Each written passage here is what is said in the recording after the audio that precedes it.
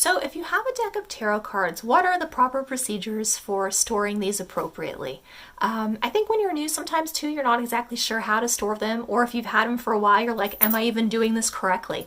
So I don't think there's any particular one wrong way to store tarot cards as long as you are treating the cards appropriately, right? Some people like to keep them in, tarot bags like this.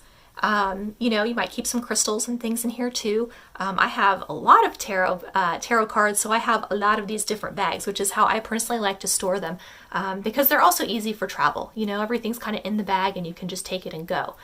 Some people prefer to put their tarot cards in a really nice piece of silk, and place them either on their altar or in a special storage place. Some people have little unique boxes and different things like that. There are also tarot boxes that are made specifically for your cards, and they either kind of snap up or kind of the top will slide off, and you can store your tarot cards in there if you prefer to have something a little bit sturdier.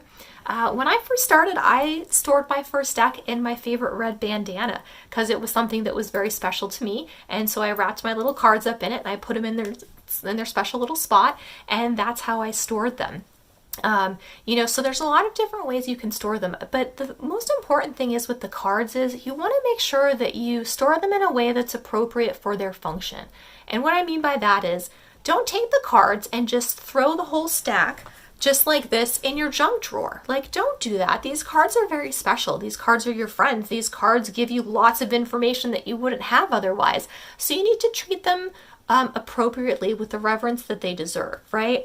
So however you want to store them, I don't know if there's a right way or wrong way. There's a lot of different schools of thought on that, but make sure that your cards know that they're special, because they are. So just store them appropriately in a way that just intuitively feels good to you. But just make sure they're kind of contained and protected at all times.